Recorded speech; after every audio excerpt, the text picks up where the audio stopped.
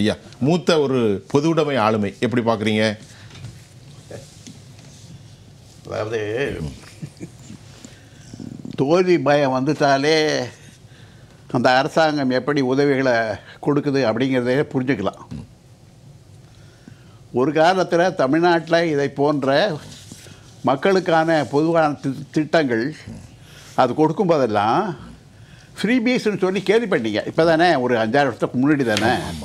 இப்போ என்னன்னா, டெல்லி எலெக்ஷனில் ஃப்ரீபி, மத்திய பிரதேஷ் எலெக்ஷனில் ஃப்ரீபி, இப்போ பீகார் எலெக்ஷனில் 10,000 ரூபா தேர்தலுக்கு 10 நாளைக்கு முன்னாடி கொடுக்குறீங்க. பல கோடி பேர். அவமானம் இல்லையா உங்களுக்கு? நான் கேட்குறேன், அவமானமா இல்லை? ஏன்னா தேர்தல் இப்போ 6ஆம் தேதி வருது. நீங்கள் அதுக்கு 4 நாளைக்கு முன்னாடி பெண்களுக்கெல்லாம் 10,000 ரூபா கொடுக்குறேன், அதுவும் 1,25,00,000 பேருக்கு சொன்னால் அது எதை காட்டுகிறது? நீங்கள் தோல்வி முகத்தில் இருக்கீங்கிறது தானே காட்டுது. இல்லைன்னா ஏன் அவ்வளோ அவசரமாக கடைசி நேரத்தில் அனௌன்ஸ் பண்ணோம்? ஒன்று. ரெண்டாவது, இப்போ ரமேஷ் ஒரு ரொம்ப என்ன தெரியல, அவர் ஒரு வேறு ஹியூமராக சொன்னாரா என்னன்னு தெரியல, பாஜக ஆட்சியில் மக்கள் பாதுகாப்பாக ஃபீல் பண்ணுறாங்க. நேற்று டெல்லியில் என்னாச்சு? அதைத்தான் ஃபீல் பண்ணுறாங்க.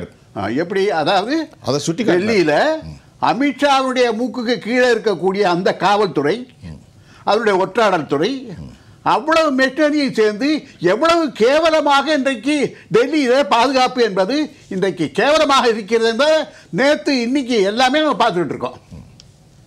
ஆனால் அமித்ஷா தான் அந்த டெல்லியை பொறுத்த அளவில் அங்கே உள்துறை அமைச்சர்கள் தான், அந்த அமைச்சரவை தான் அதற்கு பொறுப்பு. பாதுகாப்பு காவல்துறையிலேருந்து எல்லாத்துலேயுமே அவங்க தான் பொறுப்பு. ஏன்னா அந்த யூனியன் டெரிட்டரியில் அதனுடைய முழு பொறுப்பு மத்திய அரசுக்கு தான், ஒன்றிய அரசுக்கு தான். அதான் நிலைமை. அப்போது நீ என்னெல்லாம் பேசுகிறீங்க, காஷ்மீரில் என்ன பேசுகிறீங்க இப்போ? ஆனால் இவ்வளவு பண்ணி முடித்த பிறகு டெல்லியில் அமித்ஷா அவருடைய ஆட்சி அவருடைய மூக்குக்கு கீழேயே இதுக்கு நேற்று எப்படி நடந்தது? அதான் என்னோட கேள்வி. அப்போது அது பாதுகாப்பாக ஃபீல் பண்ணாங்க ரமேஷ் சொல்கிறாருன்னா அவர் என்ன ஜோக்கிங் அடிக்கிறாரா என்ன? எனக்கு ஒன்றும் புரியல. அது ஏதாவது புள்ளியா வச்சு பேசுகிறாரான்னு நினைக்கிறீங்களா? அது அவட்ட தான் கேட்பேன். மக்களுக்கு ஒரு நம்பிக்கை ஊட்டணும்னு சொன்னால் இதை போன்ற ஒரு வன்முறை அல்லது மிகப்பெரிய இந்த ஆபத்து அதாவது பாதுகாப்புக்கான ஊர்கள் இருக்கக்கூடாது. ஒன்றுமே இல்லை. அண்ணா என்ன சொல்லிட்டு ஒரு பொண்ணை எவனோ ஒருத்தன் அவன் அந்த பெண்ணை அவரோட விருப்பமாக இருக்கக்கூடிய ஒரு வாலிபரோட இன்னொரு மாணவனோட பேசிக்கொண்டிருக்கார். அங்கே போன ஒருத்தன் அந்த மாணவரை அடித்து விரட்டிவிட்டு அந்த பெண்ணை போய் சீண்டல் பண்ணுறான். அதான் நடந்தது. உடனே என்ன பேசுறீங்க? தமிழ்நாட்டில் பெண்களுக்கே பாதுகாப்பு இல்லைன்னு அண்ணாமலை பேசினாரு. 30 வருஷம் கொடுத்தாச்சு இல்லை? 30 ஆண்டு நீதிமன்றம் கொடுத்ததா இல்லை? ஆமாம். நான் என்ன கேட்டேன்னா, அண்ணாமலை, அமித்ஷா, பாஜக இருக்கக்கூடிய அமைச்சரவர்கள் எல்லாருமே இன்றைக்கு என்ன பண்ணுறாங்கன்னு கேட்டிங்கன்னா, அவர்கள் வீட்டு பெண்களை பூட்டி விட்டு பூட்டு போட்டு தான் வெளில போகிறாங்க. ஏன் தெரியுமா? நாட்டில் நடமாடவே முடியாது, பெண்களுக்கு பாதுகாப்பே இல்லை. டெல்லியில் நேற்று பல்ல அடிச்சிருச்சு இல்லை உங்களுடைய பாதுகாப்பு?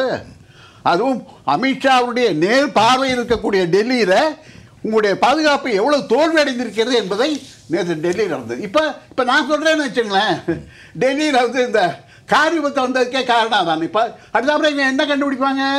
இந்த கார் யாருது? அவர் முஸ்லீம் ஒரு முஸ்லீமுக்கு வித்தாரு. ஒரு நிமிஷம். இப்போ ரமேஷுடைய பாயிண்ட் ஒன்று, நீங்கள் சொல்கிறதெல்லாம் இருக்குது.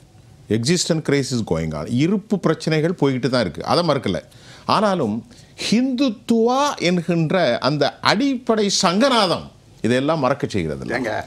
நான் சொல்ல இல்லை, இதுதானே அந்த ரிசல்ட் காரணம். இதை மறக்க முடியுமா நீங்கள்? இல்லை, நான் என்ன சொல்கிறேன்னா, எப்போ நீங்கள் மதத்தையும் வழிபாட்டையும் கொண்டு வரீங்கன்னு சொல்லும் போதே உங்களுடைய பலவீனம் தெரியுது. நான் சொல்கிறேன் சார், அதில் ஒன்றும் மறைக்கல சார். ஓப்பனாக சொல்லட்டுமா? நீங்கள் சொல்கிறது இந்துத்துவாவே இல்லை, மத நம்பிக்கை இல்லைன்னு நான் சொல்கிறேன். ஏன்னு கேட்டால், அயோத்தி ராமர் கோயிலில் கட்டாங்களா, கும்பாபிஷேகம் பண்ணாங்களா? அது வேற. யார் சிலாசாசனம் பண்ணவர்? மோடி பண்ணாரு. அவர் எப்படி பண்ணலாம்? அவருக்கு சாஸ்திரமும் நம்முடைய ஆகம விதிகளின் படி அவர் செய்ய முடியுமா? எப்படி செஞ்சாரு? ஏன் பாஜக அதை வாய திறக்கல? தமிழ்நாட்டில் அர்ச்சகர்களை எல்லா ஜாதிக்காரங்களும் வரும்போது அந்த குதிச்சிங்களே வானத்துக்கும் பூமிக்கும். அப்போ அங்கே எப்படி மோடி செஞ்சப்போ நீங்கள் அதை நீங்கள் எதிர்க்கல? அதை எதிர்த்த ஒரே ஆள் அந்த இவர் தான் சங்கராச்சாரியார் ஒருத்தர் தான் இருந்தார்.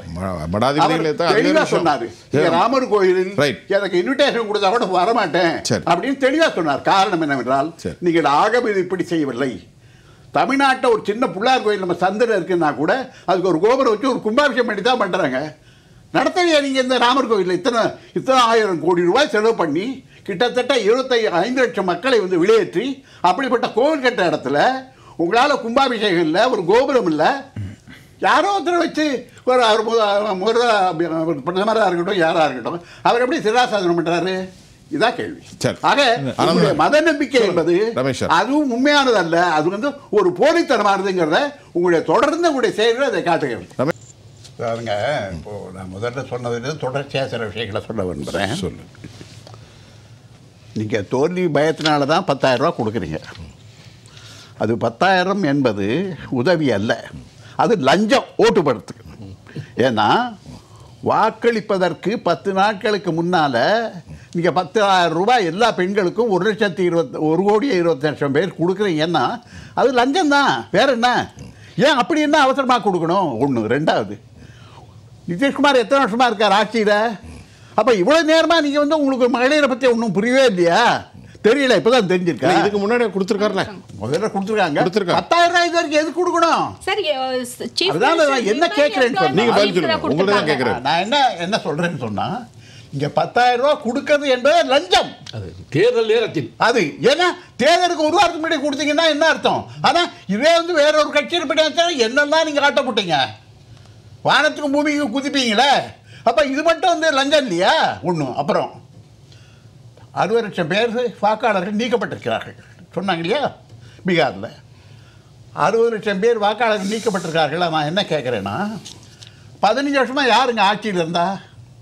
நிதிஷ்குமார் தான். ஆமாம், அவர் தான்.